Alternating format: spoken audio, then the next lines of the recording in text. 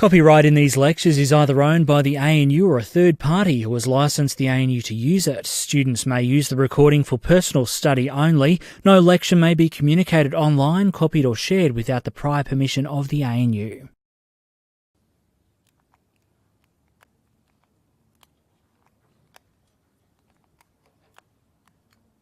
Okay, I'll make a start. So 5 parts of the recording is starting. So what do we have here? So we've got quite a bit. Yeah, so assignment due very soon. So hopefully you're very close to finishing, if not finished that. But today is something different. This is not obviously for the assignment.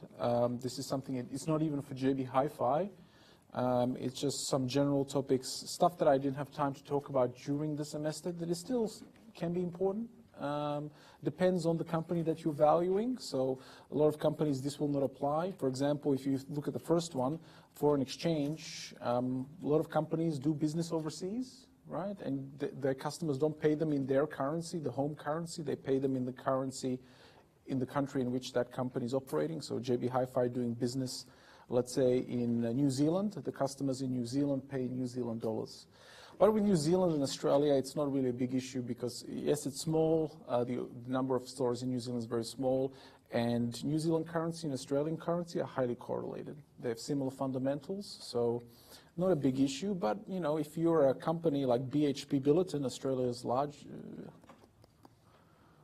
I think they're the largest company. I haven't checked market values. They do business all over the world, right? And their customers pay them in yuan, yen, won, euros, pesos, a lot of different currencies. So important. JB Hi-Fi, not really an issue. Then valuing growth companies, that is again, quite a difficult exercise. You have to make a lot of assumptions. Agency issues, I've been talking about management a lot. It's an area in an analysis and valuation that doesn't get enough attention, in my opinion. There's a lot of bad managers. Most managers are bad. I don't know what the percentage is, but let's say 60, 70%. Yeah. Because they're people, they're lazy, they're passive, they don't care, it's a lot of different reasons. And when you find good managers, the business is worth more, a lot more. I cannot give you a specific number. It varies between industries, of course, but having good people running a place, running a company, makes a massive difference, massive difference. And you see that with my favorite example, Apple. Right? The company with Steve Jobs and without Steve Jobs. 2 different companies, right? It has the same name, Apple, same logo, but completely different businesses. Right? The company is garbage without Steve Jobs, right? It doesn't have an entrepreneurial drive. And that's what Steve Jobs did. He never paid a dividend. He said, Apple cannot pay a dividend. I am here to create value for my shareholders by increasing the share price, not by paying out cash. But paying out cash is also an admission that the company does not have access to positive NPV projects. By definition, if a company has access to positive NPV projects, they should invest in those projects because it increases value. By paying out cash, it means you don't have enough positive NPV projects for the cash that you as a company are generating. That's bad. Right? So if you look at the history of dividend payments of Apple, they never paid a dividend when Steve Jobs was in charge. That's a good thing, right? Because all the cash got reinvested to come up with good products. Now the products, they're nice, but they're not new. They're just updates, right? And WACC, I think a very important topic these days because I don't know if you've noticed, but companies around the world have more debt than they did before the financial crisis, which when interest rates are low, no problem. No problem at all. Interest rate 3%, doesn't matter how much debt you have, no problem. If that doubles to 6%, you have a problem, right? It gets very expensive, starts eating into free cash flows a lot, and interest expense goes up very quickly. Even with small interest rate movements, even 0.5%. If you have a lot of debt, 0.5% increase, which is nothing, when you're very low in terms of interest rates, makes a big difference when you have a lot of debt. So, yeah. So those are the sort of topics that I'll talk about today. Let's start with the exchange rate, probably the most interesting.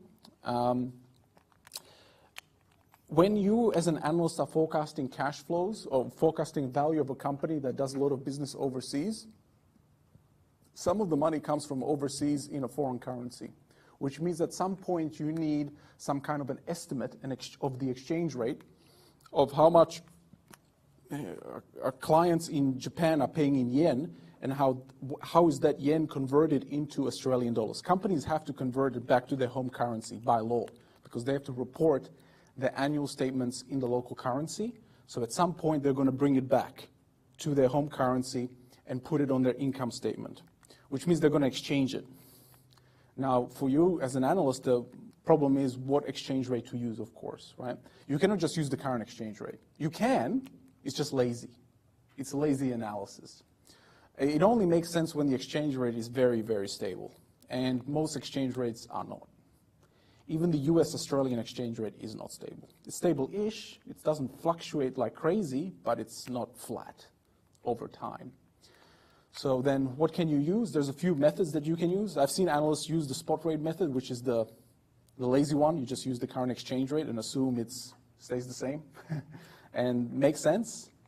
And it's very easy. You just look up an exchange rate. It's not complicated, right? You go on Google Finance even. You don't even need Bloomberg. Give me the USD AUD exchange rate, and there it is, right? Took 5 seconds. It's easy, I'll give you that, but not very sophisticated, and it assumes that because remember, you're forecasting cash flows 15 years out. So if in 15 years, the exchange rate is going to be roughly the same. Yeah, big assumption, right? So the alternatives are use some kind of a forward rate. You can actually observe the forward rate using derivative contracts, or you can estimate it somehow using models. We'll talk about one today. You can completely ignore foreign exchange, which you should not do as an analyst, but I've seen analysts just, it's too hard, so they put it in the too hard basket, use the exchange rate once in their model, and then all the cash flows are in the foreign currency, right? So discount everything to times 0 and then use the current exchange rate. That's even worse than method number 1, because method number 1 at least allows the possibility of the interest rate of the exchange rate changing. This doesn't, so it's not good. An explicit forecast, that actually gets used a lot in finance, in banking. So that's what we did in Credit Suisse.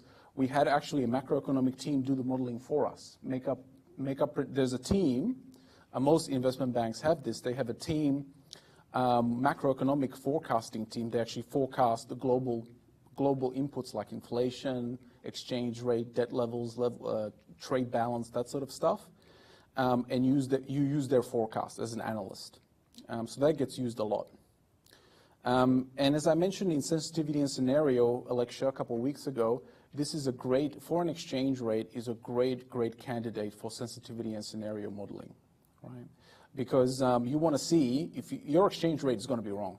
Exchange rates are tougher to forecast than stocks, much tougher, right? Because you're forecasting two things as well, not just one. You're not forecasting the fundamental value of a company. You're forecasting the valuation of Australian dollar and the valuation of American dollar. You're actually forecasting two things, right? Not one thing. So it's even, the exercise is twice as hard. And there's nothing, these currencies do not generate cash flow. So it's not like you can discount cash flow to times 0 or something like that. It's all about macroeconomic drivers, which are subjective. Is this relevant? This is not relevant? Yeah. So with so much uncertainty, doing some sensitivity and scenario to answer the question, how much does my exchange rate assumption impact my fundamental valuation for a company? That question becomes very important. So you should definitely do sensitivity. And if it's more than one foreign currency, then you would do scenario analysis, right? Because like companies do business all over the world, they probably have 10 different currencies they're getting paid in, right? Just a side note, I mentioned this in the cost of capital lecture. When you're with foreign currency, when a company gets a lot of financing or a lot of business overseas, that might have an impact on the WACC. Be careful. All I'll say there is just be consistent in your WACC assumption. I mean this is the common mistake I saw. Not in students, I saw this among assumptions of analysts as well. When a company does a lot of business, let's say in China, right, where the inflation forms part of your revenue growth forecast, China has a relatively high, it's reduced a lot, the inflation rate, but in the past it was much higher. Still high relative to the West, but it's not too bad now. Inflation was, if you use the Chinese inflation rate for all your revenues, right, that are coming from that particular country, and then all your WACC is from using Australian inputs, a low inflation rate environment, of course you're going to get a high valuation. Of course, right? So you're doing all this business in China, you're getting, the prices are going up a lot, you get all this increase in revenue, some of it is growth, some of it is actual growth, real growth, some of it is inflation, and then you exchange that at the current exchange rate to bring it to Australia, where the WACC inputs are so low that your WACC is, what, 6% or 7%, something low like that, of course you get a high valuation.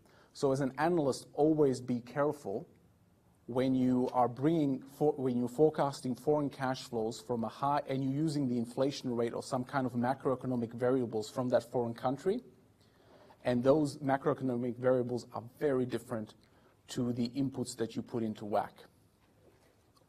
Of course, you're going to get a high valuation, right? So you've got to adjust, you've got to actually look at how much cash flow is coming from overseas. Are they getting the cash from Australia as well? How sustainable it is? All those questions come into play, right?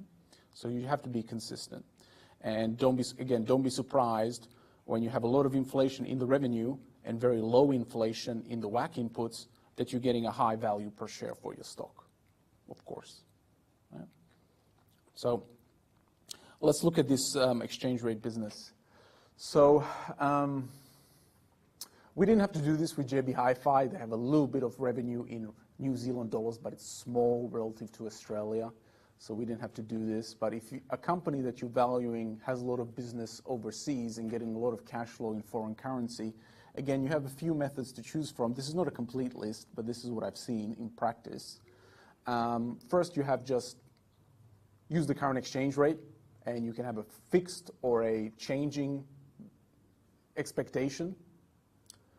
You can use a forward rate method of some kind, where you use forward exchange rates to convert cash flows to local equivalents, right? And that there is some changing there based on derivative contracts, what it costs to fix the exchange rate in the future. And of course, you use the local cost of capital. In other words, you convert all the foreign cash flows into your local currency that you're after, let's say Australian dollars for JB Hi-Fi, and then use the JB Hi-Fi WACC, or cost of capital, to discount all the cash flows. That's quite common.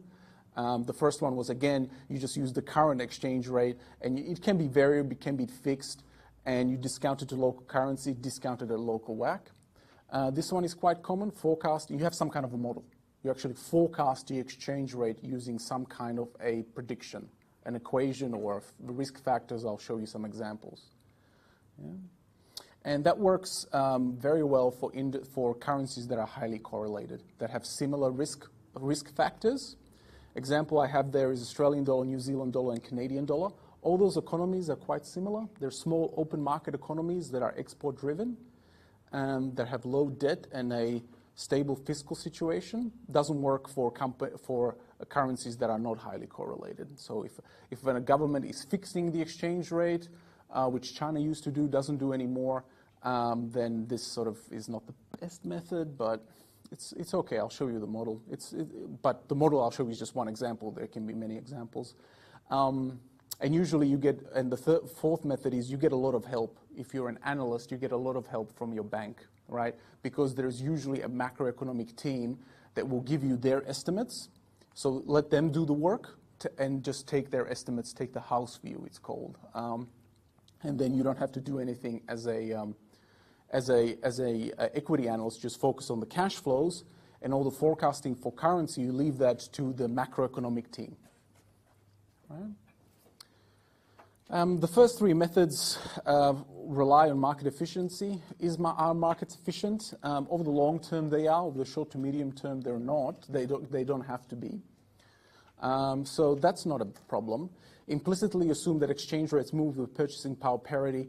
Again, not the best assumption, very simplifying, but not the end of the world. Zero currency risk premia, that's a big assumption. We can add the risk premium. I'll show you whatever model you use as an analyst to predict the cash flow, to predict the exchange rate. It's not about being able to add in risk premium, it's about estimating the risk premium, because that tends to be highly subjective and historical data is not always the best. What I'll say though, despite what method you use, as an analyst, remember that forecasting currency is next to impossible. Nobody can tell you with certainty, not Warren Buffett, not David Einhorn, nobody from BlackRock can tell you whether the exchange rate, Australian, US, or whatever exchange rate is going to go up or down tomorrow, or next month, or next year. It is very, very hard. Compared to equity, so forecasting the share price of stocks, this is 10 times harder. Right? So, and you did that for JB Hi-Fi, it was quite challenging.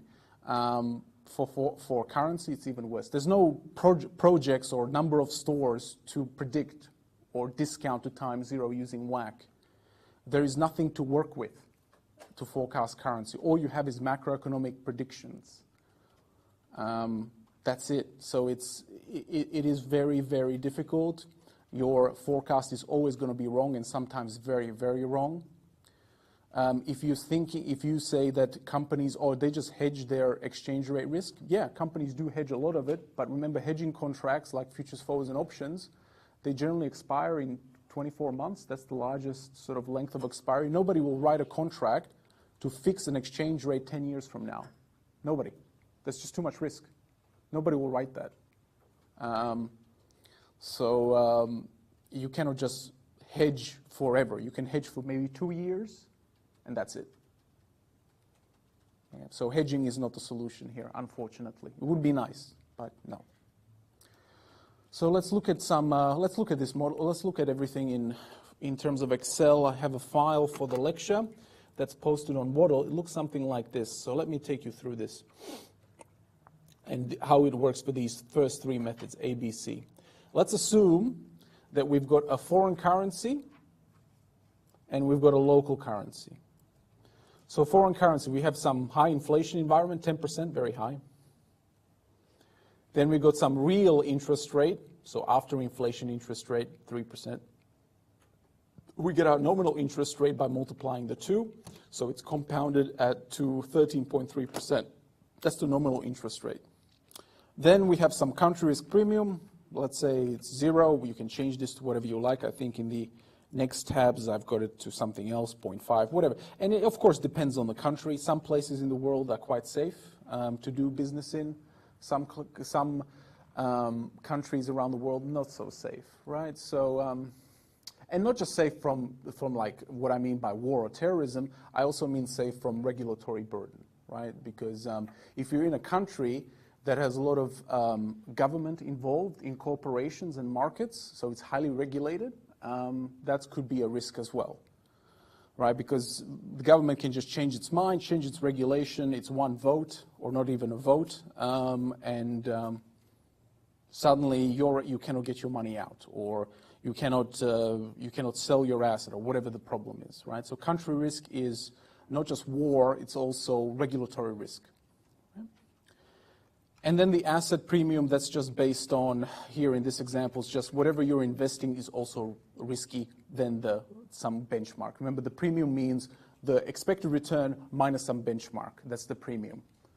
So by making country premium equal to 0, you're essentially saying that there's no risk, there's no difference in doing business in this foreign country versus doing it at home. But of course, it's a model. You can change it to whatever you like. And then we've got some local currency assumptions. Let's say inflation, a very low inflation rate environment. Then we've got an interest rate, again 3%, then compounding to 5.1. That's the nominal interest rate. And the asset is the same in terms of risky. So the asset, again, is identical in terms of riskiness whether we buy this asset or this factory, we build it in China or whatever country, or we build it in Australia. So you compound all these risks, you get 16.7% in your foreign country. You compound all the risks locally, let's say Australia, it doesn't have to be whatever country, you get a discount for the asset of about 8.2%. So this one's obviously higher because of the risk, largely because of the inflation rate. And now, based on that, you get the current exchange rate, the current spot rate is also 0.9. Again, this is an example, a general case where you can put numbers in here if you're using this or something like this as an analyst. And then what we have here is, the next line here is some kind of a model, some kind of a prediction using these differing discount rates to drive this exchange rate. So there are many models, and all of them are wrong. It's just which one you choose from. So in the example, I chose the International Fisher effect, which is probably something you've seen before. Not very complicated. You're just comparing the interest rates. Right? And again, it's wrong, and do whatever, it's just a benchmark for the example, but something very easy, something intuitive that makes sense. And what it essentially says is the ratio of the interest rate drives the exchange rate. So to get T plus 1, to get the exchange rate that you want for the next year, that you need for your forecasting, you take the current one at time T and multiply it by this interest rate differential. It's known as the International Fisher effect. It's very, very, very general. Other things I've seen done is regression analysis. We have a lot of data around the world. So what analysts sometimes do is they know that interest rates are driven by macroeconomic factors, GDP growth, inflation, balance of trade. So they run a regression, time series regression, to see which factors are important and what the betas are, what the loadings are, and then use that to predict. I don't like regressions. If you have a lot of data, it makes sense. And with this, you generally do have a lot of data. You wouldn't do it on a daily basis, maybe on a monthly frequency, but yeah, even on a monthly frequency, you would have well over 300 observations, so that's okay. But if you have anything less than that, please don't run regressions. I know regressions are easy because it's just clicking a button and you don't have to think. But valuation is all about thinking, so clicking a button, anyone can do that. You have to have some kind of a reason for why you're using that model. And here, the reason is comparison of essentially risk premia, right, of the discount rates. And the idea is if you have a high discount rate, the whole idea of the International Fisher equation that I have here that I'm about to show you in use in this example is that the exchange rate, the flow of funds, is driven by the return that you get. So if you see investing in a country that is giving you a higher return, you probably go into that country and take advantage of the growth, whether it's inflation or real growth or whatever it is, which means you'll be selling your current currency and buying the foreign currency to do business there, and then you'll take it out. So it's based on the interest rate comparison. So here it is. Here's the International Fisher effect in action. It's not examinable by any means, but you can read up on it if you like. But currency moving, the International Fisher effect says that the currency moves in line with the nominal interest rate differential.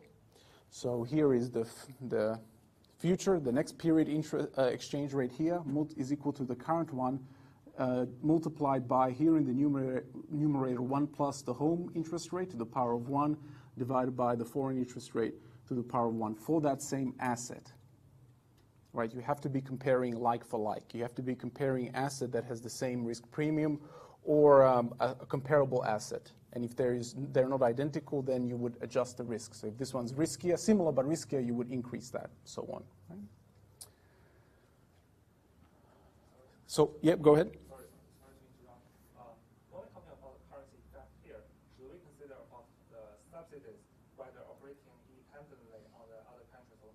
Yeah. Of course.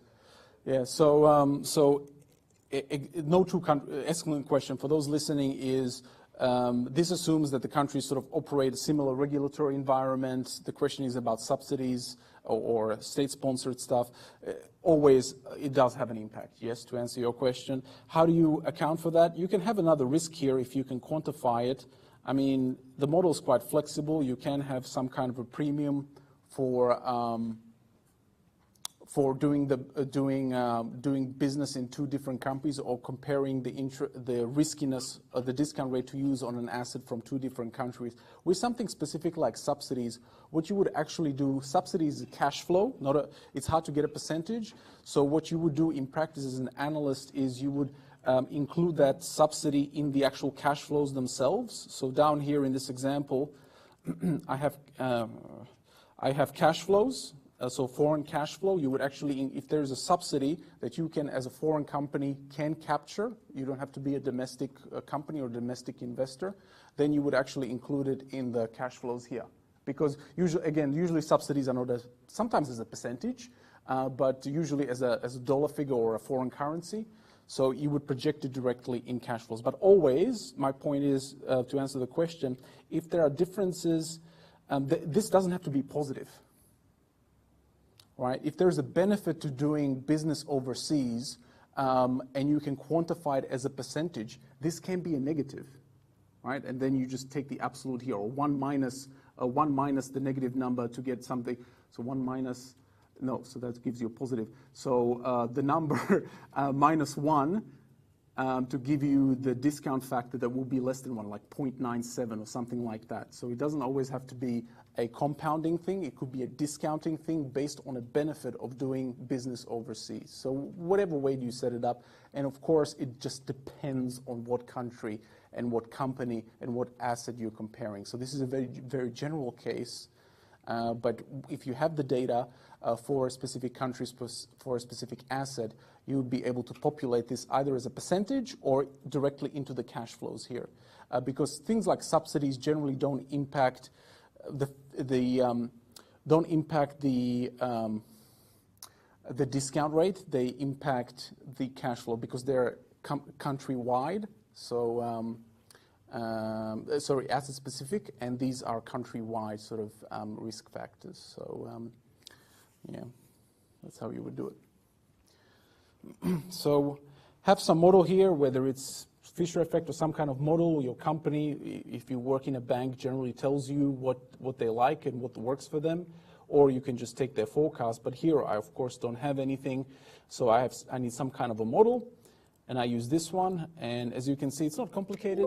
I mean, this is just an example, a very general example. So based on this differential in the interest rate, the flow of funds will mean that the exchange rate will decrease from current 0.9 to something like 0.617 in the 5 years that this model's over, right? Only a 5-year span. So once you have that, you can, and of course this is static, right? These don't change. They're very flexible. You can change it to whatever way, whatever you like. They don't have to be identical. Obviously, inflation rates change in Australia or whatever country you're doing. The real interest rate can change. I kept it all nice and flat and easy here, but of course this can change through time. This can go up, this can go down, so on and so forth, right? The point is just you have to have some kind of a percentage comparison for the riskiness, for the discount rate that gets used on some foreign asset that you bought, maybe a factory or a company that is doing business overseas, where your customers are paying in a foreign currency. Yeah. And that is then reflective across economy-wide, and that drives the exchange rate. So that's the idea there. Please, if you find this sort of stuff interesting, I don't have time to go. First of all, in investments, who your lecturer should be going through the International Fisher effect, but if they don't, you can read up on it yourself. It's not a very sophisticated model, but it's something. Right? So here I have some kind of a forecast for the currency, and then here I get going. So method number 1, remember in the slide, says you do a foreign valuation that you just use the exchange rate. Okay? So let's have a look. So I've got my forecast. So first of all, I've got my currency.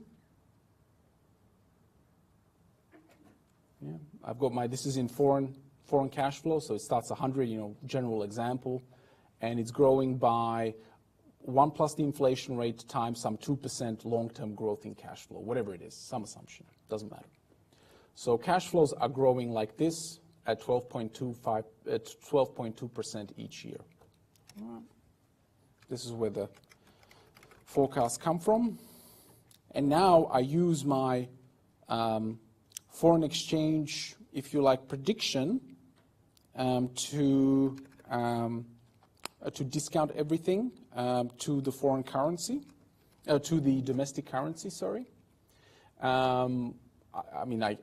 Ideally that's what I would want to do, but here in this method, I'm just still everything in the foreign currency. So all I have to do is just discount it at the discount rate that I calculated. So this is my perspective. My perspective is discounting the cash flows. They're foreign cash flows. I discount them at foreign discount rate, sorry. So this is the discount factor, just 1 over 1 plus 16.7 in the denominator will give me a discount factor. So this 112.2 will have a time value of 0 of 96.14, time value of 0 92.44 in year 2, so on and so forth. All right. I sum all that. I sum just like a regular NPV 5-year project, for example. I get an NPV, and here is the sort of heroic assumption that I simply use the current exchange rate and discount the NPV for this project at the foreign cash flows and foreign discount rate at the current exchange rate, and voila, valuation. So I've seen that happen. I've seen that done. It's the lazy method, if you like. So you do everything in foreign currency, in New Zealand or whatever currency you are, Japanese yen. You use the Japanese yen or the foreign currency's discount rate to discount everything to an NPV, and then use the current exchange rate here. And that's it. This forecasting, this international Fisher effect, you don't use that. That's in the next method. You just use, correctly, you use the foreign discount rate to discount everything to times 0, and then there's your current exchange rate. So lazy method. This one's better. Foreign exchange rate. Here we go. So you stay in foreign currency at growing at 12.2%. Good for you. Then you've got a discount rate to times 0. Same. Oh, sorry, that's the exchange rate. So you convert the foreign cash flow into your local currency. Local currency.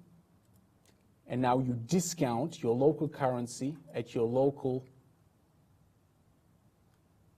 discount rate, 8.2%. So in other words, before you start discounting, you use the exchange rate forecast that you have from your model, whether it's regression, whether it's Fisher effect, whatever model you use, to base everything in local currency, discount the cash flows at that lower rate, at your domestic rate. It doesn't have to be lower, it could be higher. And sum it all up, and you get the valuation in your local currency. The reason why that's better, so ignore the fact that these two are the same. I'll explain why. This is better because it's more flexible. It has a forward outlook. You can change it any way you like. It's very simple in this example, but you can have your predictions about inflation or the real interest rate and that changing through time. You can have a country risk premium, an asset risk premium for that asset, whatever you like, whatever you can predict, whatever you can get data on. And discount the cash flows before you start convert the cash flows to your local currency before you discount them. So it's more flexible and more powerful, and it reflects the fact that exchange rates do change. They don't stay the same at 0.9. The third method, which I don't know, I don't like it, is you ignore currency, essentially. And that's the third method. So you assume that the foreign currency is actually local currency. The way you can do that is you just take your first year cash flow, your base year, you use the current exchange rate, 0.9, that's available to you, and then you say that the foreign cash flows are now local and therefore grow at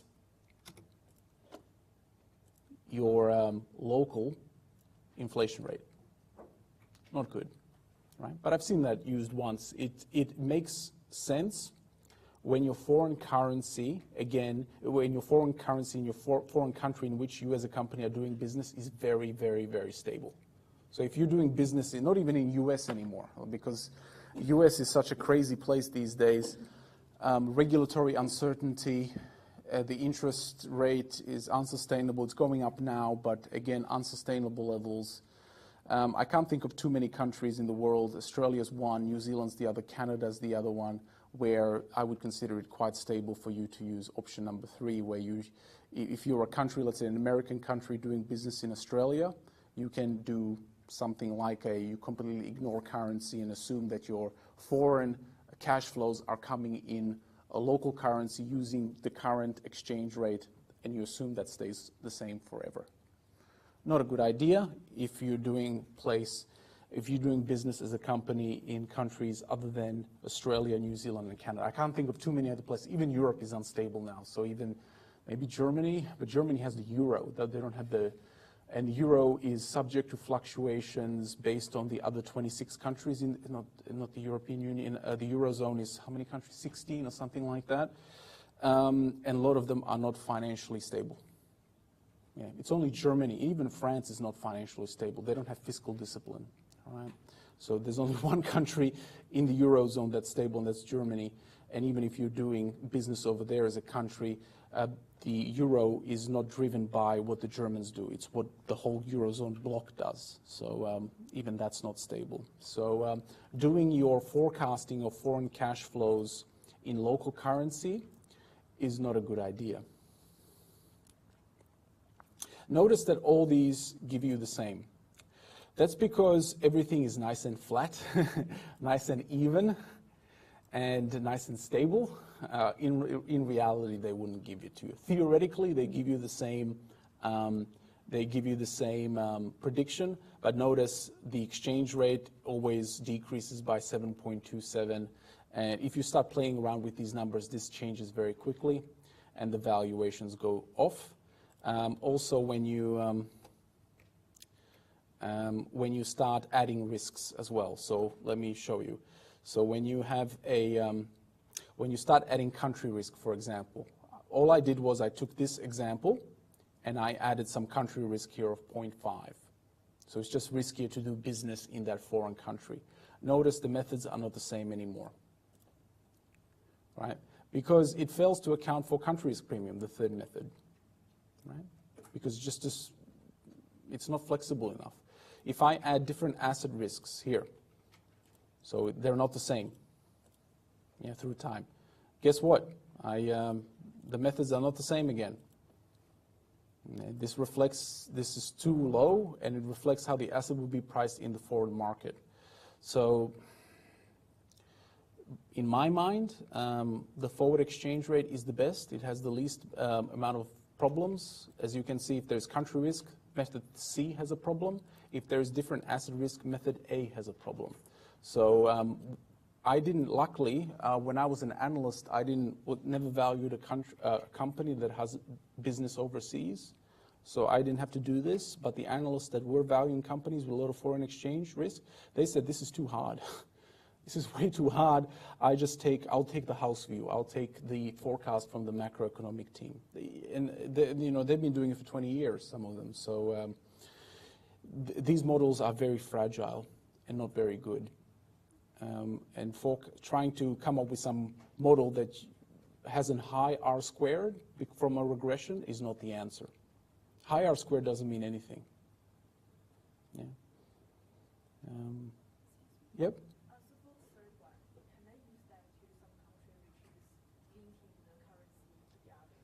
Yeah, so pegged currencies, that's when countries peg, so in the past, what was popular sort of 60 years ago was pegging to the gold price, gold standard, right? Wow, that takes me back.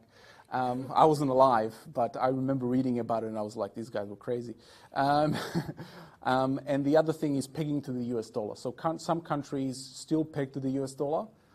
Some, I think Asian, there's Philippines, Hong Kong.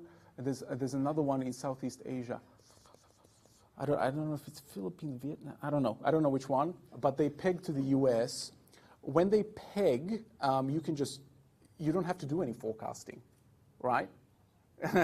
So that's the benefit there. It makes it easier because it's basically all you have is some kind of an adjustment to convert your whatever foreign currency into your US currency if you're pegging to the US dollar. And they'll tell you what they're pegging to, right? The central bank that's actually doing monetary policy to peg a currency to another currency will tell you what the ratio is. You just use the ratio. So it becomes you don't need this. It's a waste of time. A lot of countries, though, don't, which is a good thing. Pegging it can be expensive. It's artificial. That's the problem there. Because when you have a crappy economy, the foreign currency goes down and makes your products cheaper to help to boost growth, which is a good thing. That's supposed to happen.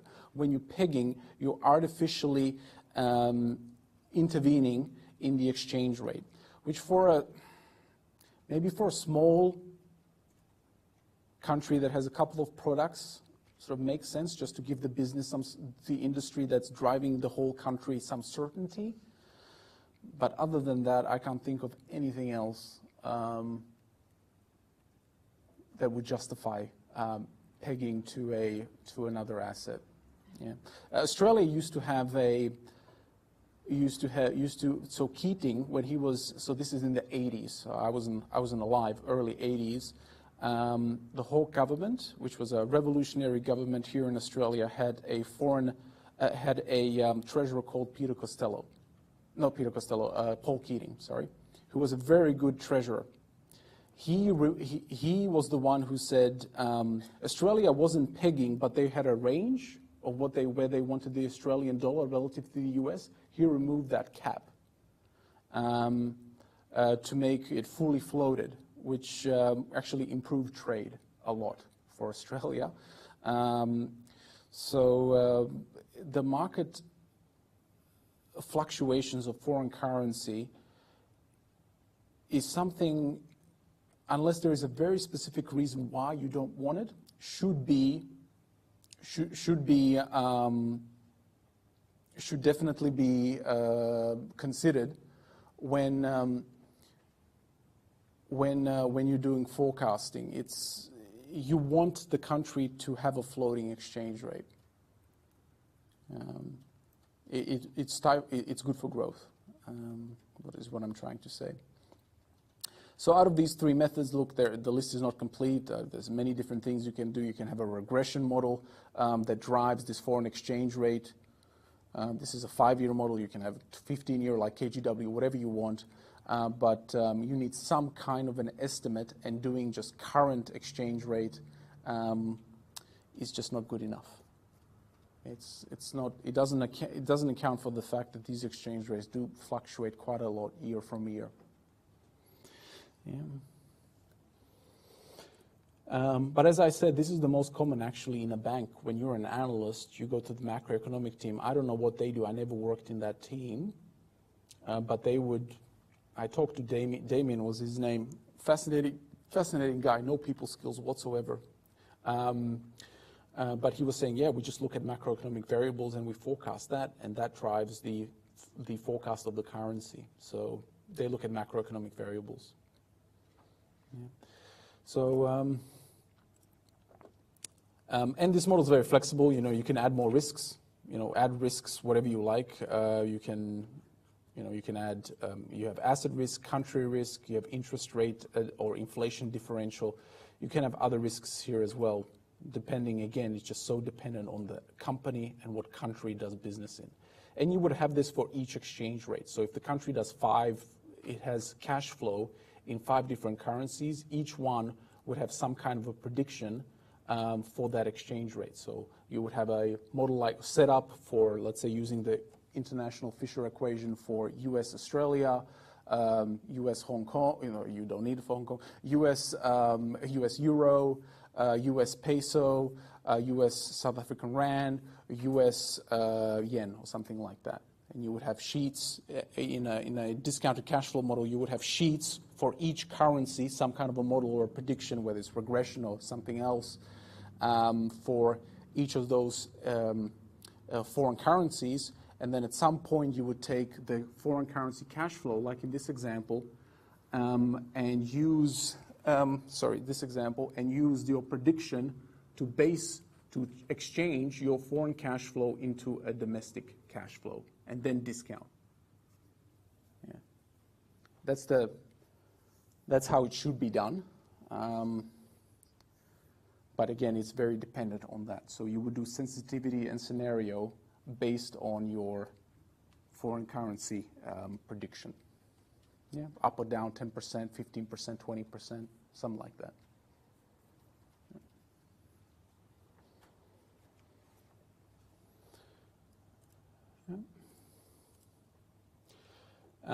So because, as I said, because the sort of the prediction of foreign currency is very difficult, you're going to be wrong.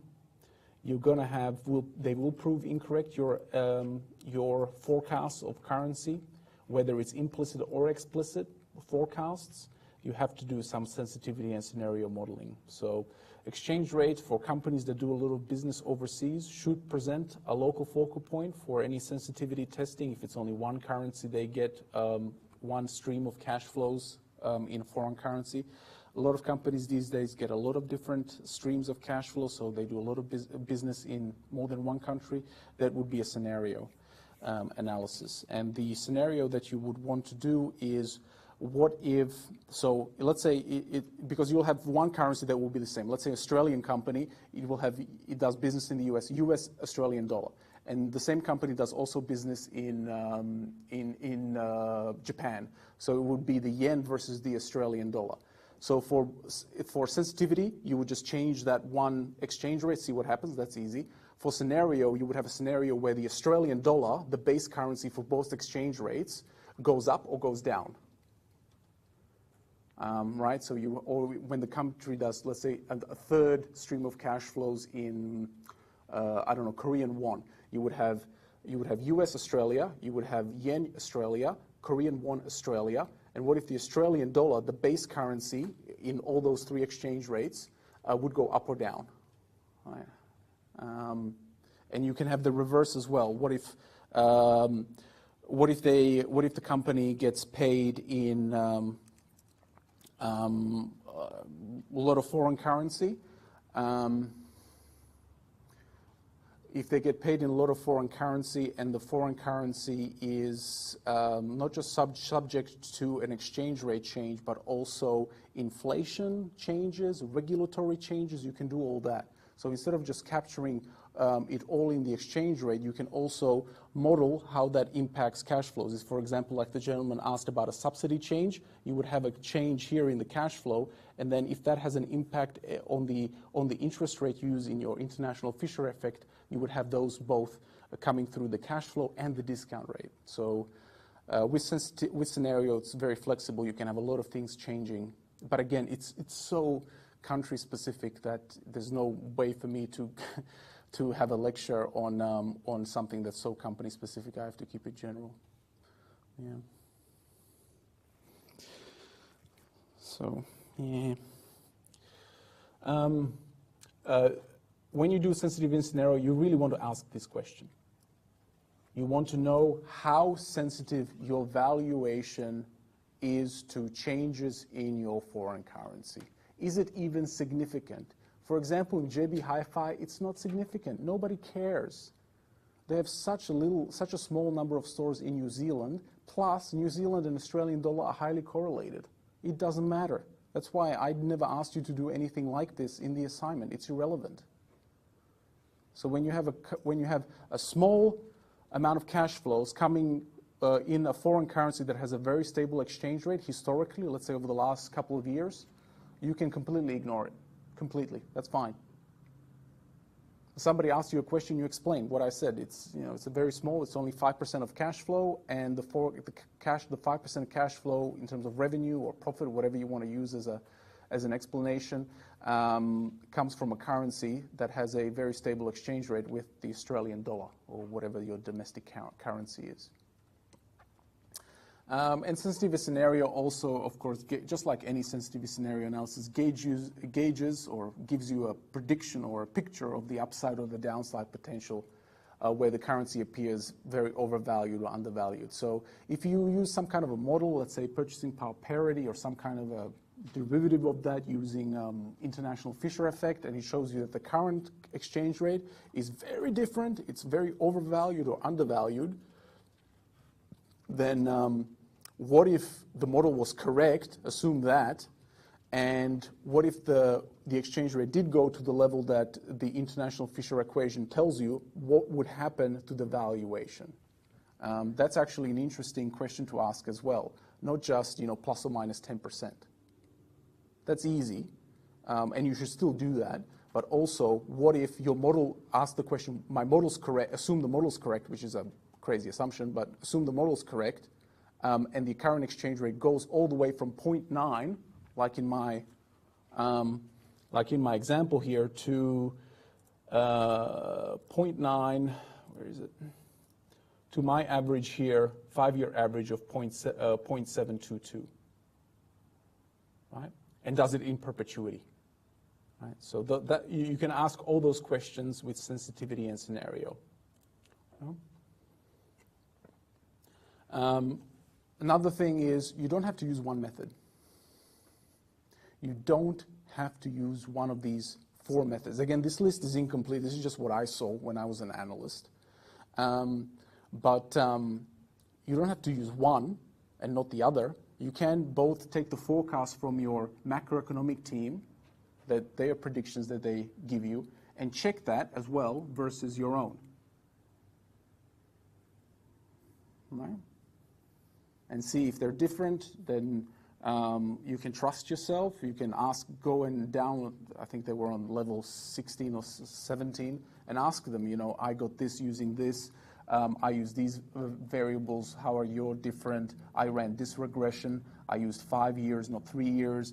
Why do you think this? Why do you think that? Actually have a discussion, and not just say, oh, you're wrong, I'm better, right, or something like that.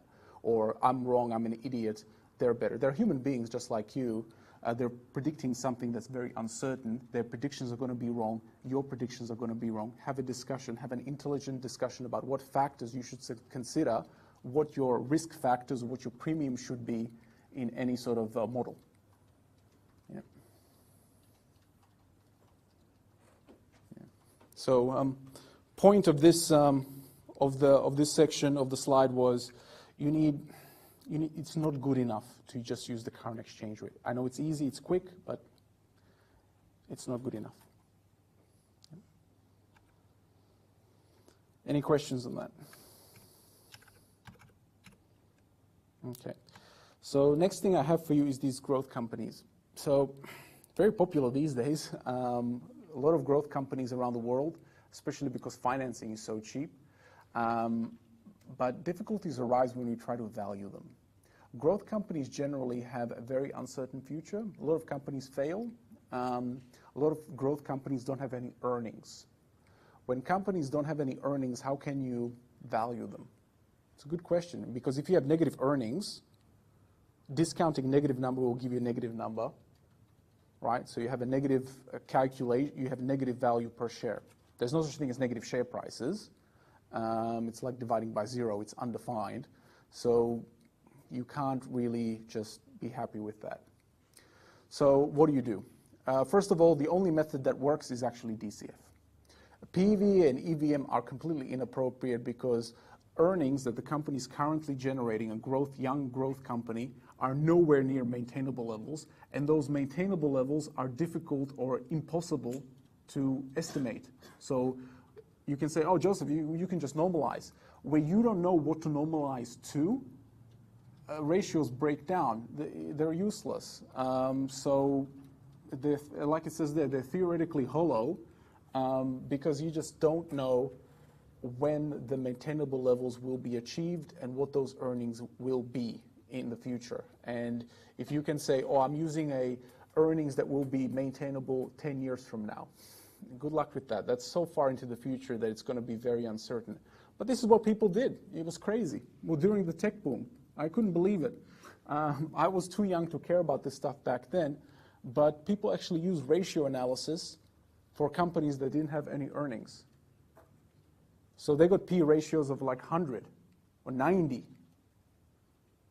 Amazon has a ratio even now of 135, right, in my file, whatever it is, something crazy. Let's go. Right. And I talked about this last week, that the current sexy sort of investment theme is tech stocks, right?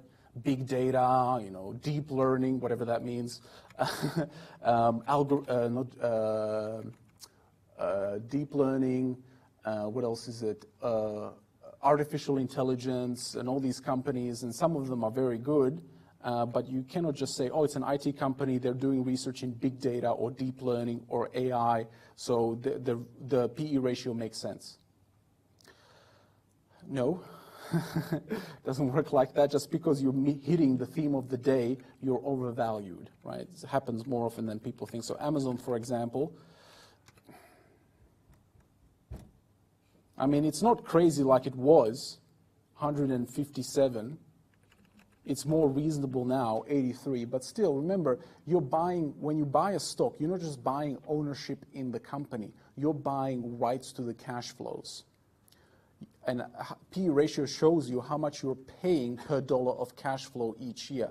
You're paying $83 per share to buy $1 each year forever in perpetuity.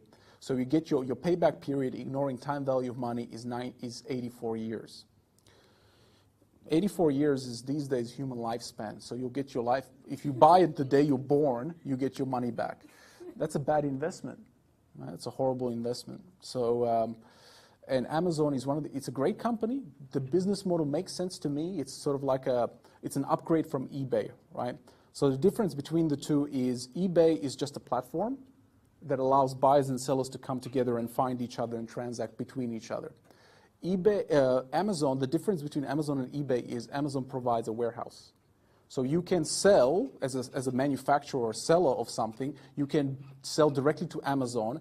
Amazon stores it in their warehouse for you and then ships it straight away once the order is made by the buyer, which allows for quick delivery, and it allows sellers like it because they can dump a whole bunch of units in the warehouse. And Amazon takes a cost for the storage and therefore is a little bit more expensive than eBay because they have inventory costs. I like the idea. It's a revolutionary idea,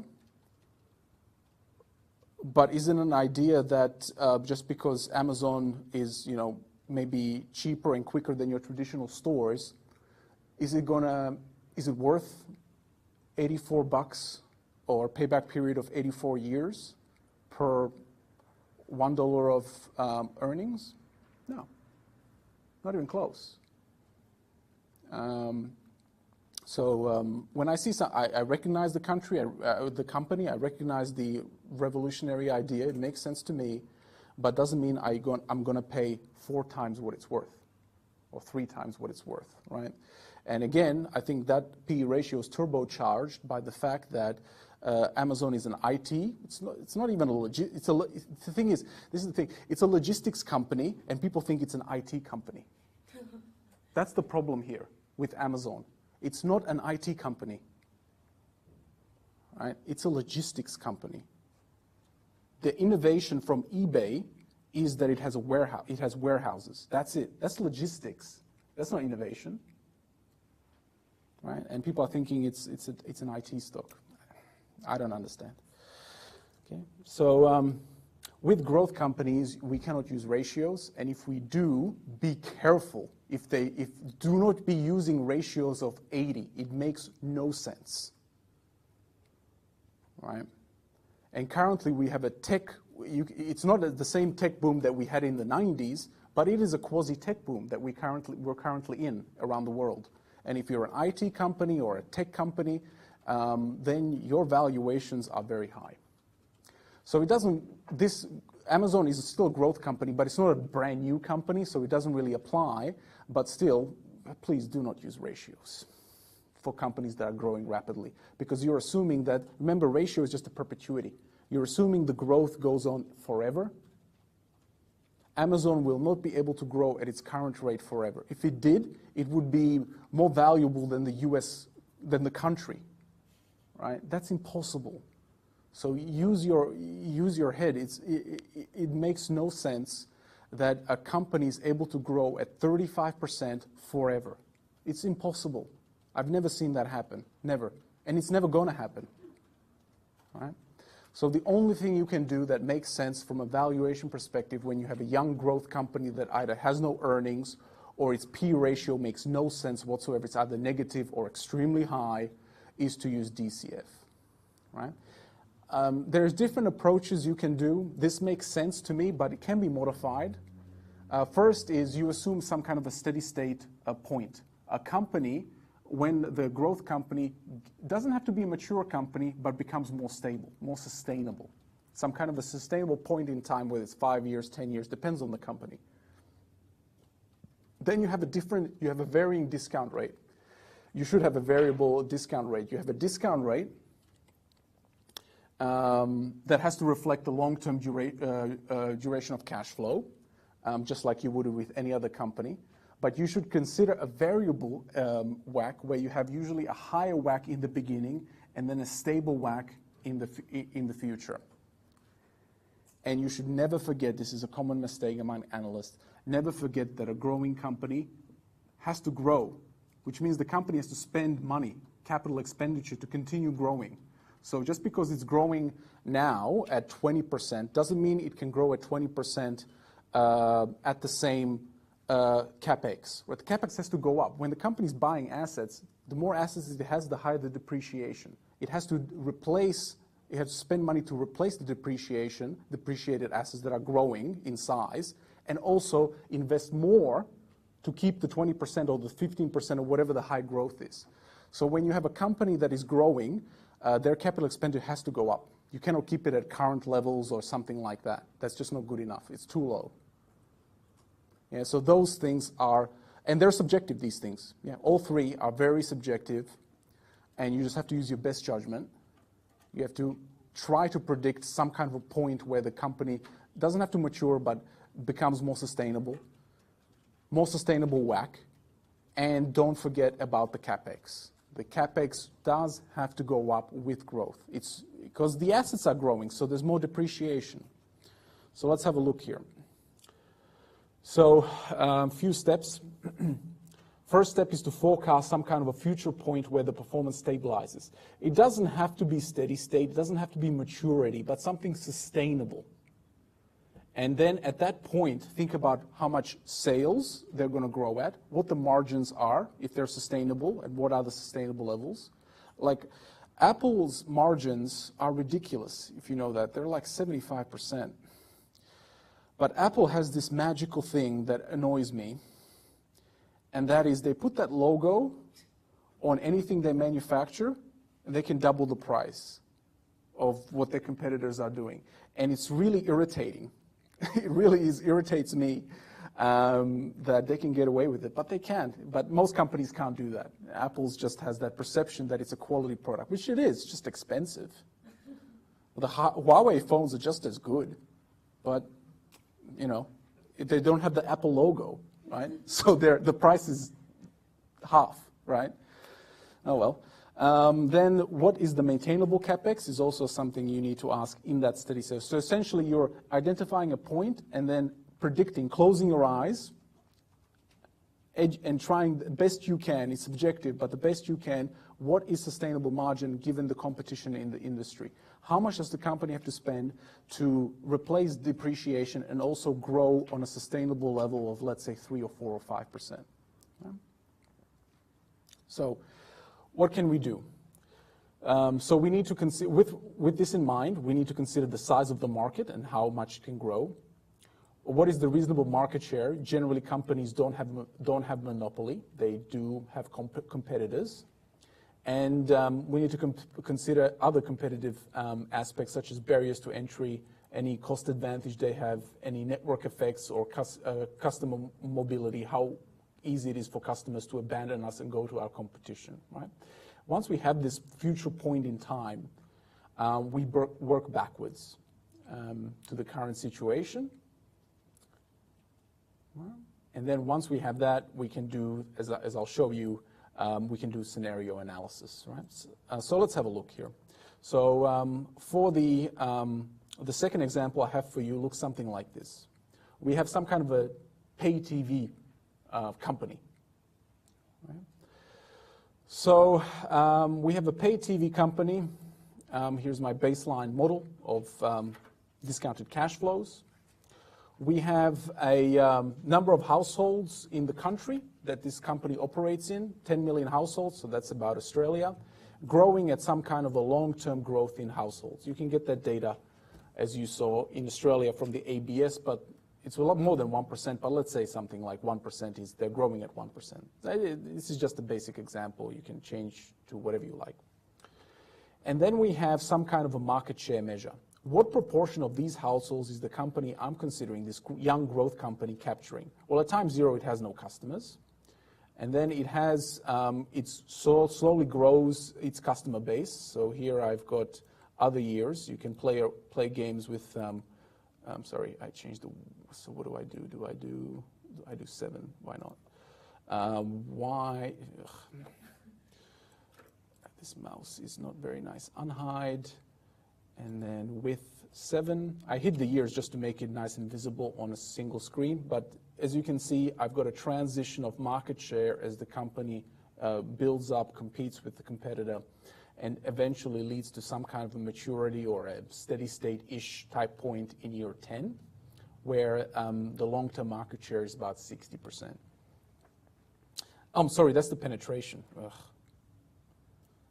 I'm talking about this number. The penetration is how many households actually have cable television. So the penetration is, let's say, imagine a situation where the country didn't have any pay TV services and suddenly got pay TV services and got customers. Customers were willing to spend to have pay television or cable television, or these days satellite, whatever, Netflix, let's say. And more and more households got this service. Right? And then let's say Netflix, something that we can all relate to. Netflix reached its maturity, its penetration at 60% in year 10, and that's the maximum. 60% of the Australian households, let's say, would have Netflix, and the 40% would just not be interested. It doesn't matter what happened. Right? And all the growth then would be coming from the number of households, growing at 1% here in this model. And then me as a competitor, right? Out of this pay TV setup, so you have number of households, and then how many households actually have pay television, I compete.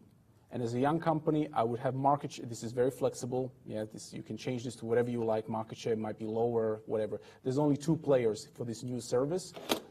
2 players for this new service, and they would have 50% market share.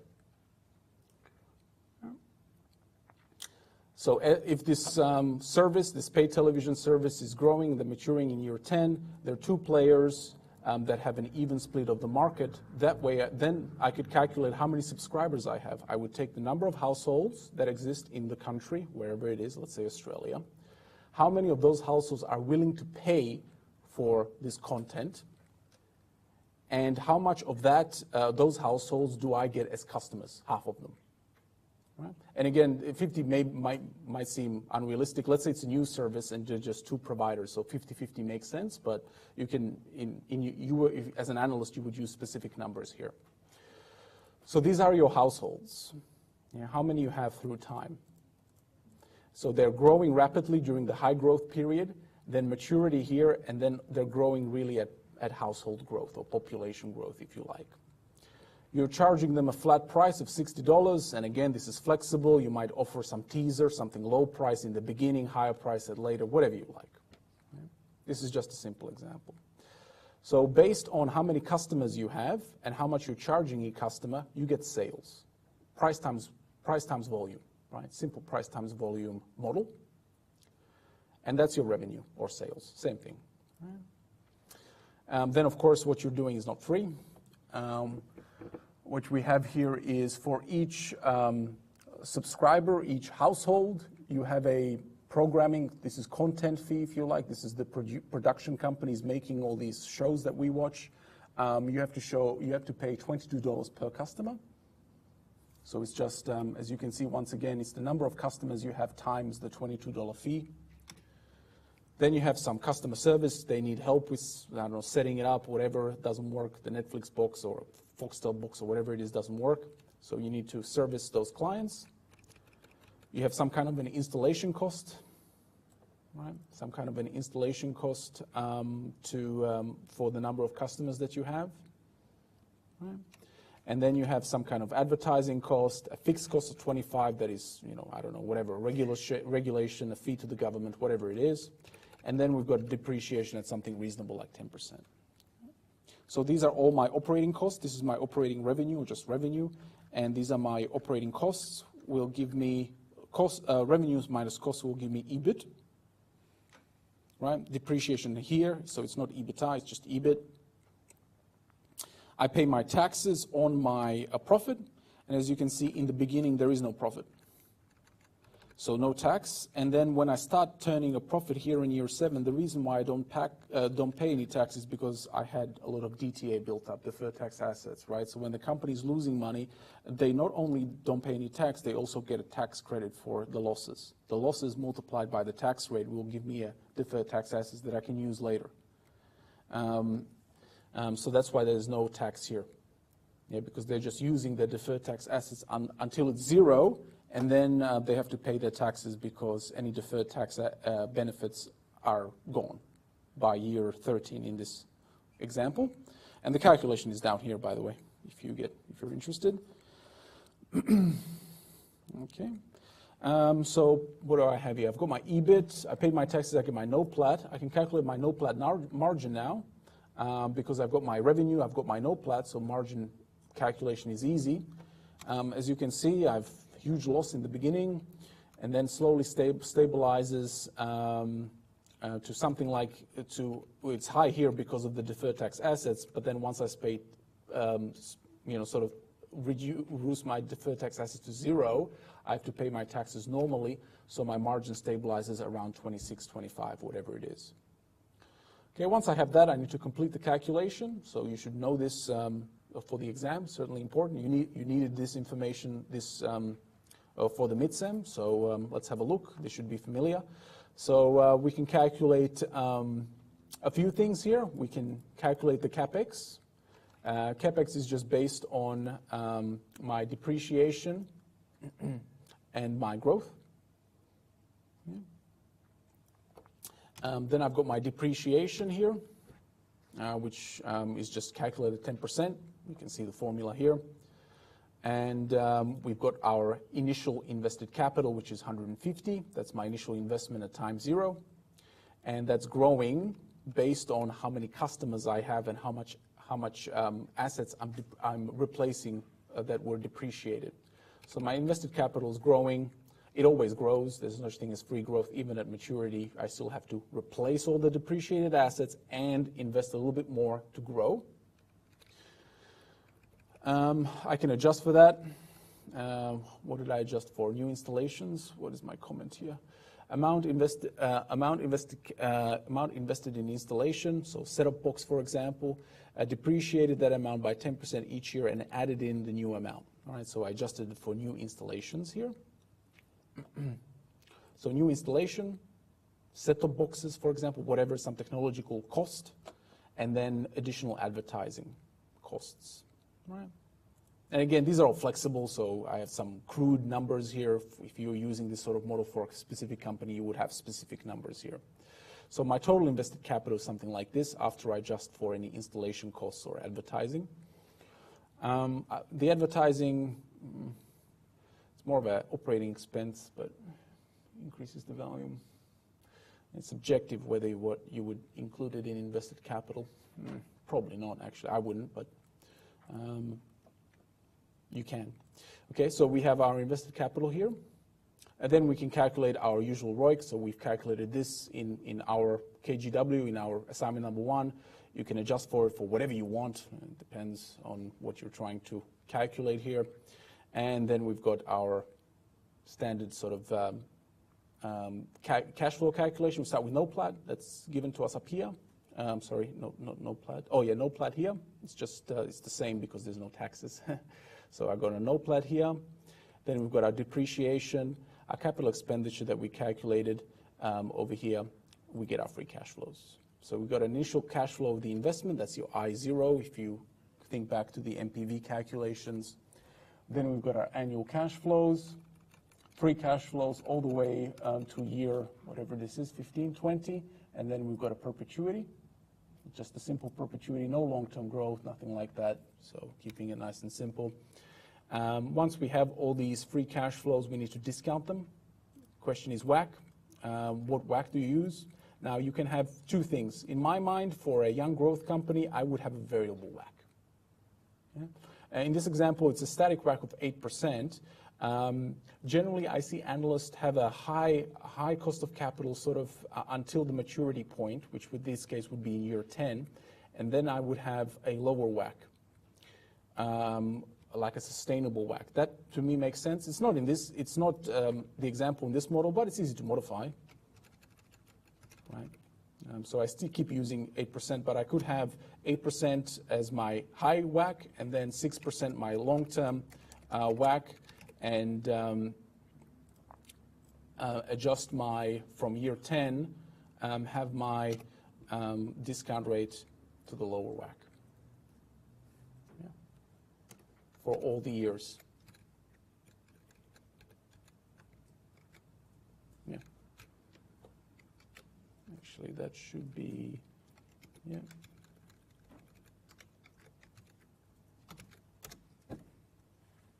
Right, but it's up to you. I mean, most analysts that I've seen that value growth companies do have a variable WACC. Yeah. And then, you see, and then everything's the same. You get discount to time 0, add all the numbers, you get a valuation. So it's not about using a different method. It's about identifying the maturity point. That's what I'm trying to say. That's the hard part, because it's very subjective and it's far into the future. But you cannot do this. What I'm trying to say as well is you cannot do this with PE or EVM. You just can't. It's not flexible enough, those valuation methods. You can only use DCF for growth companies. No choice. Because it's so subjective, just like a lot of things in valuation, you can address the subjectivity of your forecast by using scenario testing. So you can have a scenario where you've got your most likely or your baseline prediction. Then you can have a scenario where your competitor fails, let's say in year 4. Right, so that's this example here. Same exact numbers, but your competitor fails in year 4 and you have 100% market share. Or you can have a scenario where you fail, right? So you can have a scenario where your competitor fails and they're not as good as you in providing the service. So it was a duopoly, it was 2 players, 50-50. And now in year 4, your competitor fails and you have full monopolistic power. So in Australia, that used to be Fox. Foxtel used to have a monopoly, essentially, for paid television.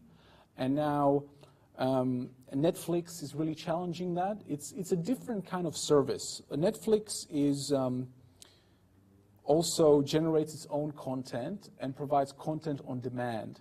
Foxtel is more additional television programming plus sports and news. So it's not exactly, what I'm trying to say, they're not exactly competitors, because they operate a completely different business model.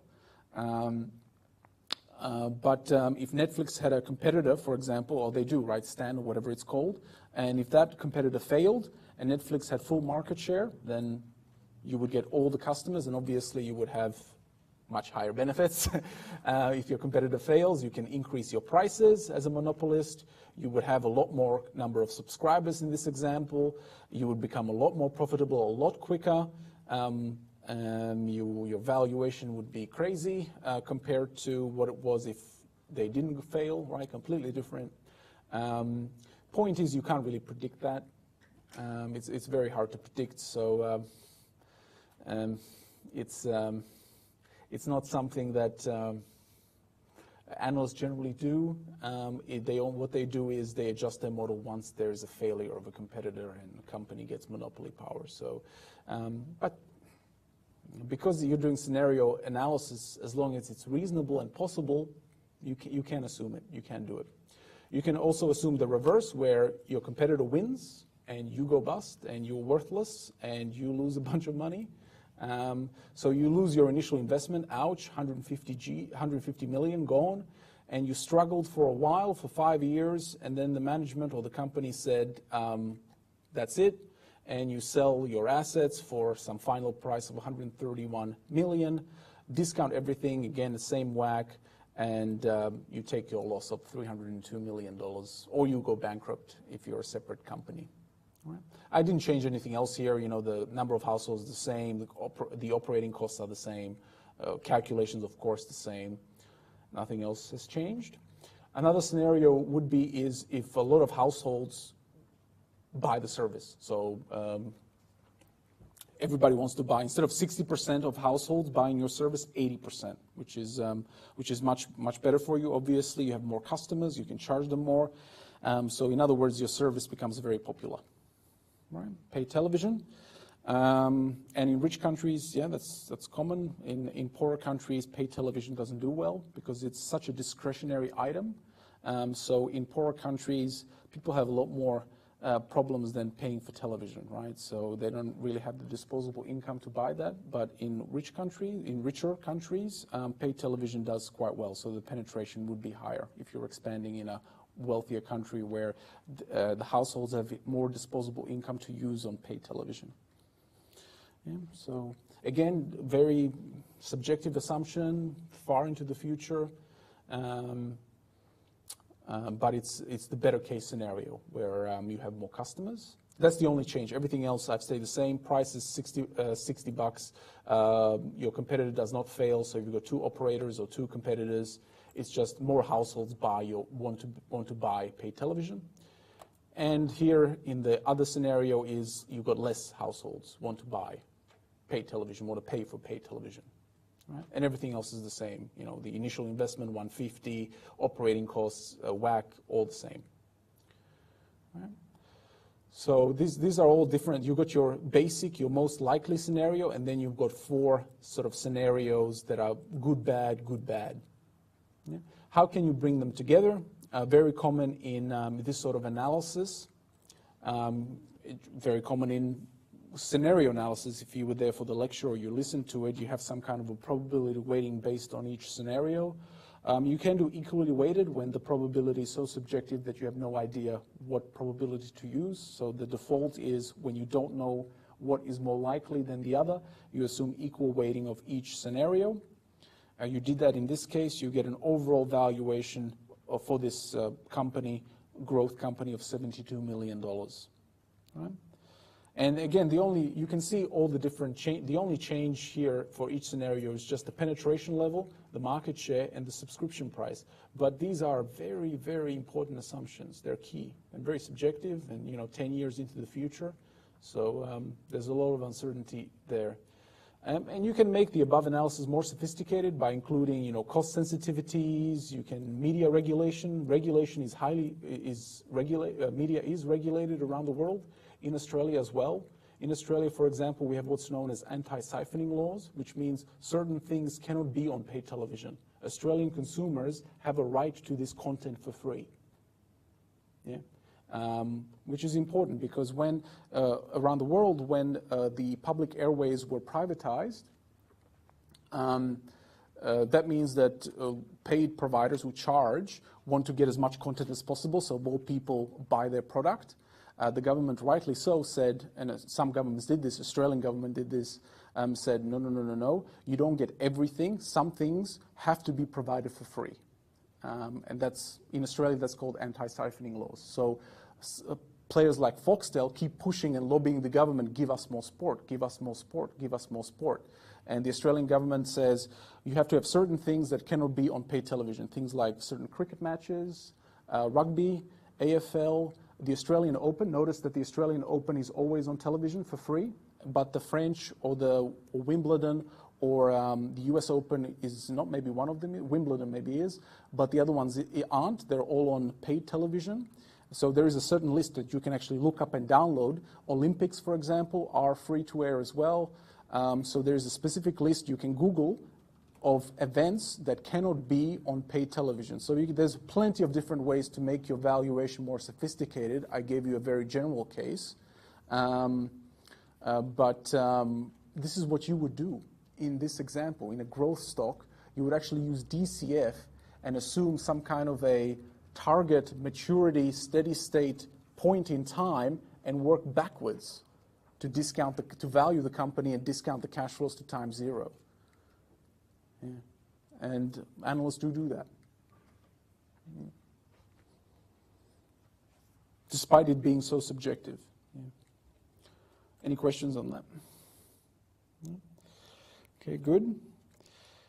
Agency. So agency is a word that gets used a lot in finance, and people don't sometimes misuse it and don't know what it means. Let's be clear. The people who run companies do not own those companies. Maybe they own a small part because they get paid in stock or options, but they don't own the company. The shareholders own the company. So the managers are agents of the business, and they run it on behalf of shareholders. They're actually paid employees, if you like, of the shareholders. They usually own some part of the business. Elon, I think, owns a large number of shares in Tesla, so they can be both managers and shareholders, but generally, especially for large companies, we have an agency issue. And the agency issue comes about when the managers that are hired to run the business on behalf of the shareholders start doing some bad things. Yeah. And they can have a big impact on value. At the extreme, the role of the managers and any sort of conflicts they may have between their role as agents and what they actually do, what their actual incentives are, can at the extreme cause a company to fail that they're running. So there's plenty of examples: Enron, Tyco, WorldCom, HIH, Bear Stearns, Lehman Brothers, AIG, a lot of companies where those companies were poorly managed by the agents. And the reason why, almost every single reason why, is money. Right? Human beings are, one of our driving forces is greed. And we shouldn't be ashamed of that. There's nothing wrong with wanting more money. But when we push the limits of either the law or ethics or correct decision making, that's when it becomes a problem. Greed itself is something that we cannot regulate. So all we can do as human beings is try to have checks and balances to limit any agency conflicts. Right? So Enron, for instance, sacrificed long-term goals for short-term profit. They started investing in some horrible assets in the Middle East, in Asia, in Africa. There's things that nobody invested in, some power barges in Nigeria, cooking coal in India, horrible investments.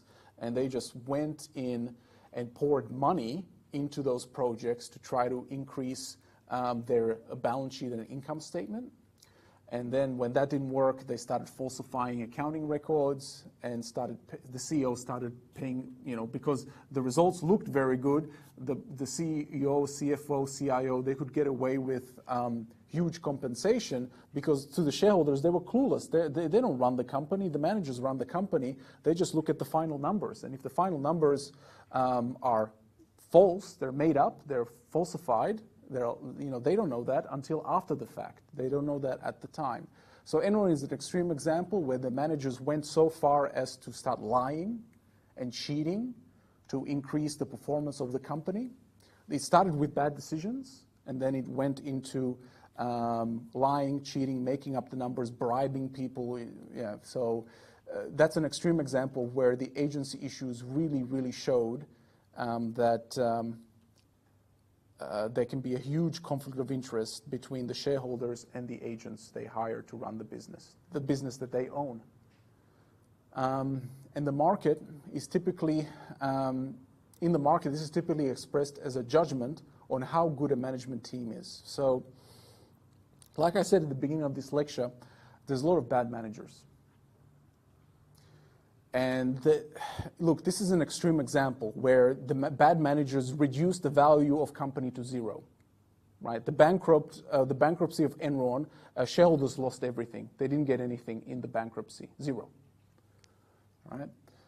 So they got wiped out. Even the creditors only I don't think they got everything. They got like 40 cents for every dollar they lent. So, and Enron was a small company.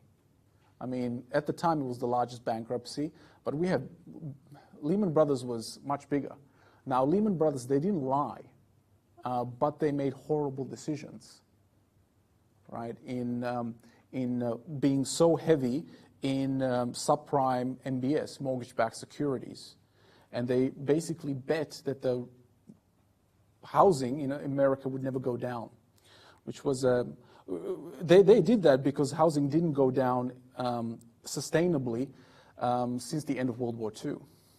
So we had long-term 50 years of growth in housing, and they just assumed, they extrapolated the historical data and assumed incorrectly that housing would never go down. And they weren't the only ones that did this. AIG did the same thing. The reason why Lehman Brothers went bankrupt is they were the smallest. Everybody before them and after them got a bailout. So they all did this. All the banks did this incorrectly. It was bad decision making. They looked at, oh, they're doing it. Oh, crap, we have to do it, right? Without actually looking, what are these assets? Who are we lending to? What mortgages are we buying? Garbage, right? So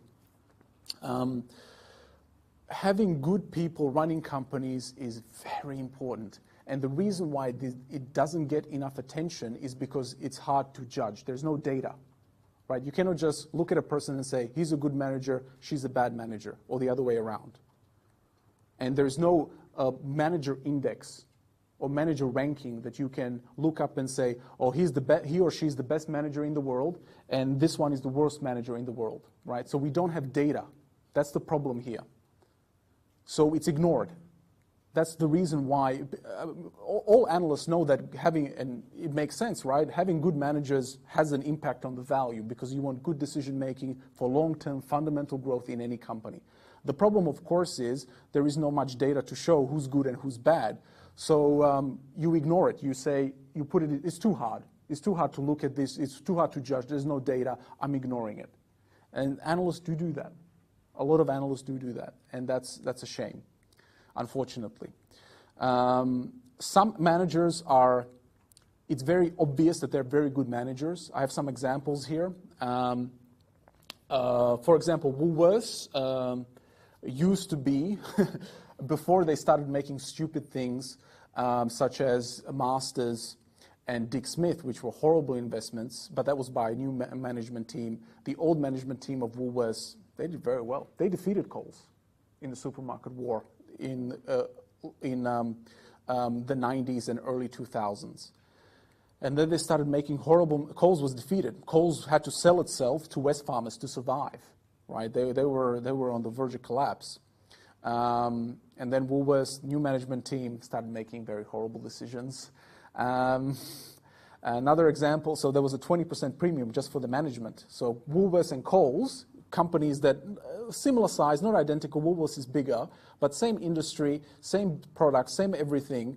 Woolworths was worth 20% more on a PE basis than Coles for a long time, for a very long time, until Coles got sold to Wesfarmers in whatever it was, 2007 or 8 or whatever it was.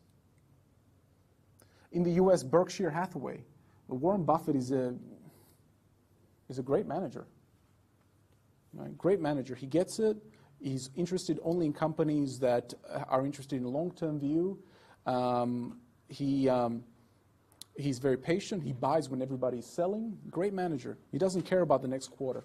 And his shareholders don't care about the next quarter. They know that Warren is a great manager, so they're willing to tolerate even small volatility in earnings. They don't care. I was going to say Elon, but Elon smokes marijuana on TV, so let's not go there. Look, what I'm trying to say here is sometimes it's very obvious. On the times it's not obvious. You cannot just say and think, oh, they're the experts. Or they've been in the industry for 20 years. They know. Don't do that. That is lazy and wrong. Dick Fuld was a CEO, was the longest, I think Dick Fuld was that's the CEO of Lehman Brothers before the collapse. He was the longest serving CEO on Wall Street. Enron, that was Jeff Skilling and Andy Fastow. They were relatively young, but the person I'm trying to think of is Ken Lay. Ken Lay he was the chairman of Enron. He was in the energy, and before that he was the CEO of Enron.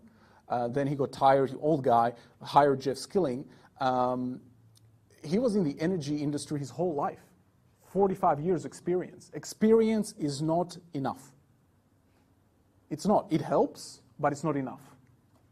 Right? So the argument, oh, this guy is, or this woman is a great manager because he or she's been in the industry for 25 years. And these are the returns historically. No. Everybody says they're an expert. The truth is there's not enough time in the day for a manager to know everything. Yeah, that's the truth. There's only 24 hours for you, me, everybody, and that is not enough time to know everything, to be an expert. Right? In my opinion, there's no experts. Right? There's good managers and bad managers, but there's no experts. Yeah? You don't know, you cannot, there's not enough resources, not enough time, not enough intelligence in the human mind to know absolutely everything about a business. Right? So what can you do? So as an analyst, you can look for things. There's no data, which sucks, which is not good, but you can look for certain things. Some considerations when evaluating management. ROIC, very important. So are they talking about returns? When they're introducing a growth strategy or a project or what their future is for the company, are they just talking about growth and size? Are they talking about economies of scale and scope over and over and over again? Or are they actually talking about return on investment? Margins, but more importantly, return on capital. It's easy to grow. We have an economy that's in Australia and in the US globally that's growing very well, right? Very high growth. But is the money going to good projects? That's actually the more important question. Easy to grow when interest rates are 3%, right? Easy to grow. In the US, I was just, before coming here, I was reading the news. US economy doing really well.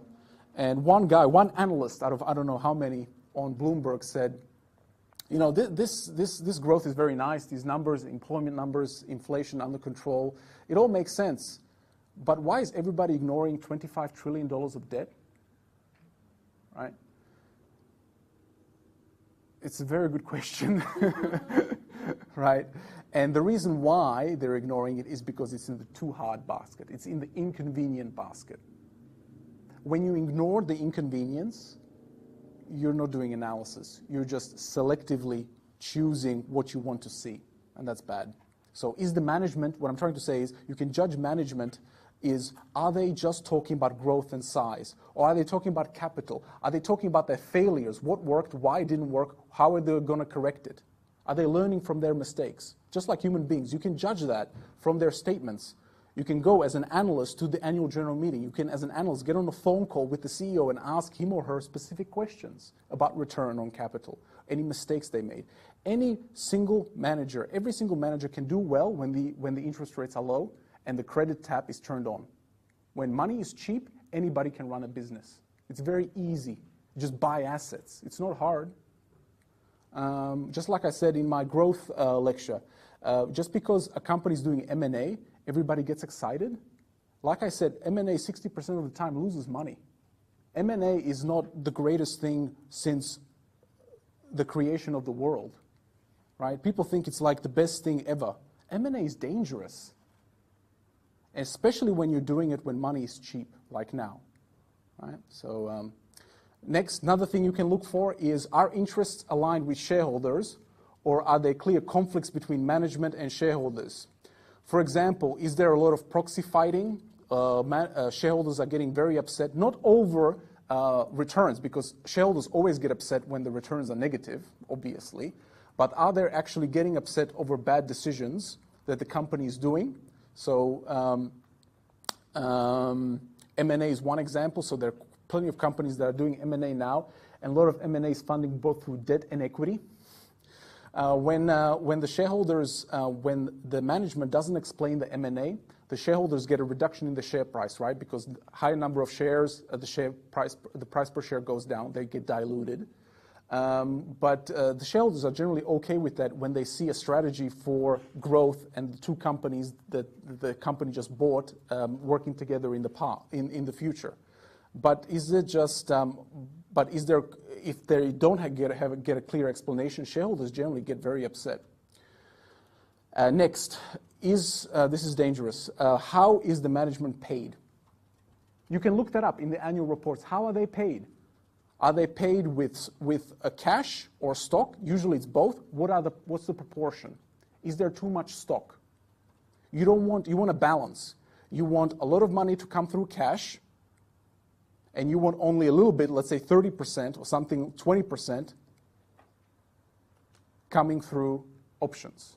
You don't want, in Enron, in a lot of these cases, a lot of the compensation, Bear Stearns, Lehman Brothers, was paid through options and stock options. You want some, but not too much. Right? So you can actually look at the ratio, how much they're paid, and if it's 90-10, if they could get paid 90% stock, 10% cash, that's not good. You want some kind of a balance. It can be 50-50, okay, but something completely different, like 99% stock, 1% cash, I've seen that as well. If there's a tax reason for that, okay, but if there's no tax reason, not good. Right? Is the management investing in the business it is managing, or are they selling stock? You can actually see how much shares the managers are selling. Right? In the annual report, it gives them the holdings of how much they hold in the stock that's disclosed by law. You can see whether or not they're selling. And if they're selling a lot, that's a bad sign. The rats are leaving the sinking ship, right? So you don't want a manager, CEO, CFO, who's selling a lot of the stock all the time, right? So those are the things you can look at. You can actually get data on that. Next, I always think this is the best way to judge management. How do they do in the bad times? Everybody does good in the good times. It's easy.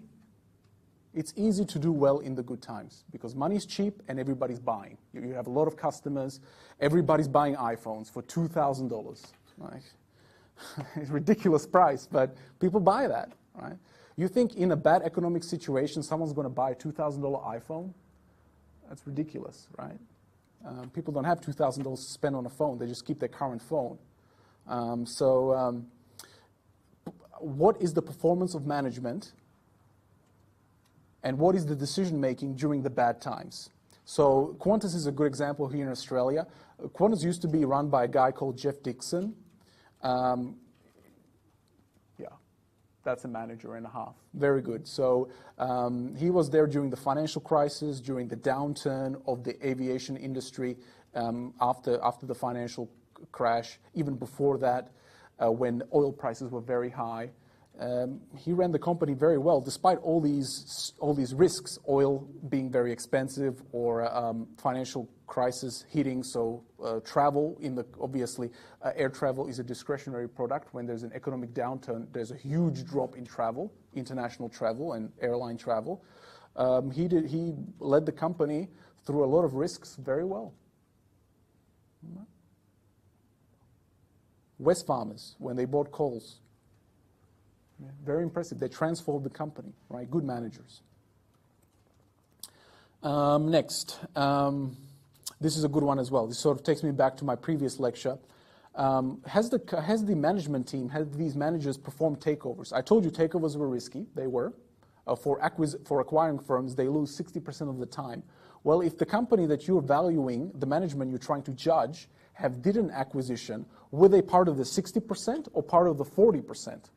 Did they make money for the acquiring shareholders, or did they lose money for the acquiring shareholders? If they made money, they're in the 40%.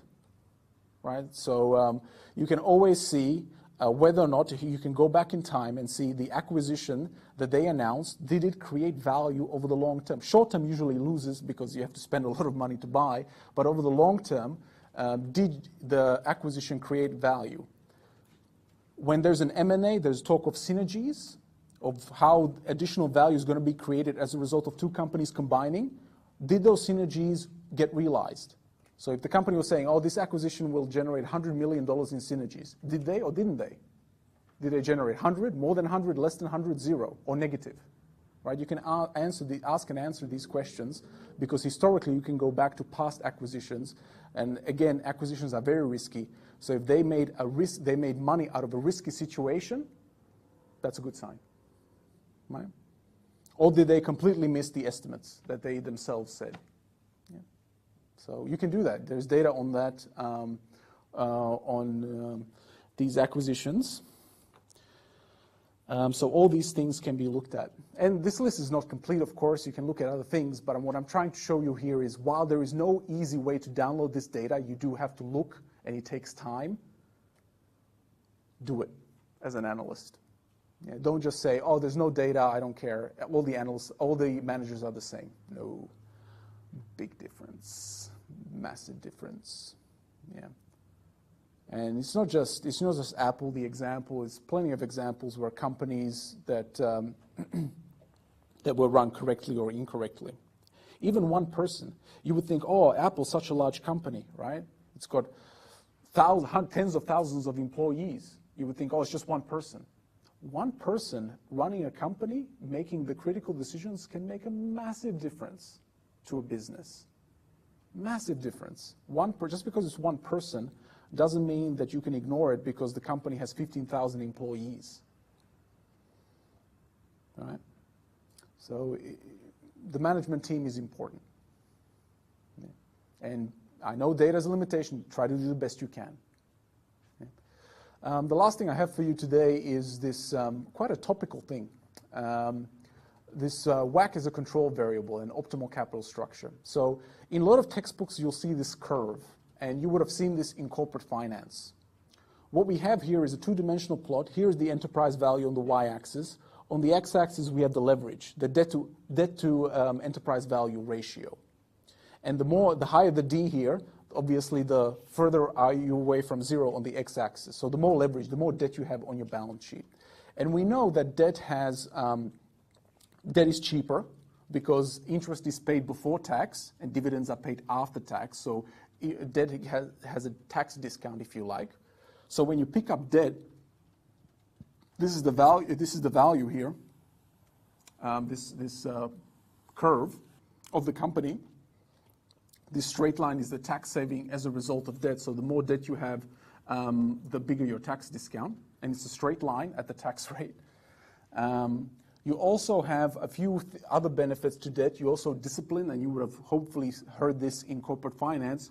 Debt disciplines managers because it fixes. Remember, when a manager signs a company signs a debt contract.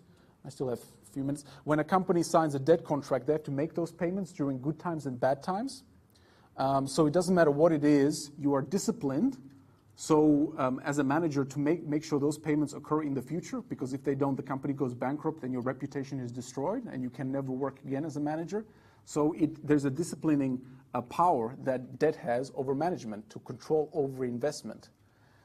And because of those two benefits, the value of a company increases to this maximum point, which is actually called optimal leverage, where all companies should be.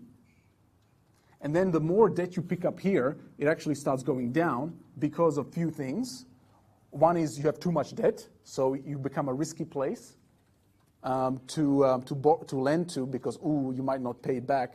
And second of all, you have business erosion. Nobody wants to do business with you if you're going to go bankrupt. You call up your supplier, hey, can you send me 1,000 units of iPhone? No. You're going to go bankrupt tomorrow. I don't want to trade with you, right? So you have business erosion as well.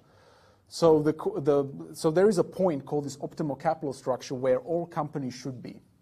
It's different for every company. It's not 50-50 or something easy like that, and it varies between industry and between companies as well. But what this chart is trying to show you is there is a maximum point where the benefits of debt peak, and then you shouldn't go as a company past that point. Now, this implies that the interest rate is fixed. Most debt is varying, so the interest rate does change. But imagine it was fixed, it would have this kind of shape. It's very topical today because we have had very low interest rates, and we had assumptions that we'll have very low interest rates forever, which are incorrect. So what happens is companies have picked up too much debt, in my opinion. The private sector debt is higher than it was before the financial crisis, which is fine when interest rates are 3%. But when they double to 6%, this is going to get ugly very quickly. Companies are going to have way too much interest expense on their income statement, so their free cash flows are going to go down. But this curve doesn't assume that. It assumes flat interest rates. So KGW sort of suggests that the curve may be effectively quite flat, except at the extremes. So it's sort of like there's not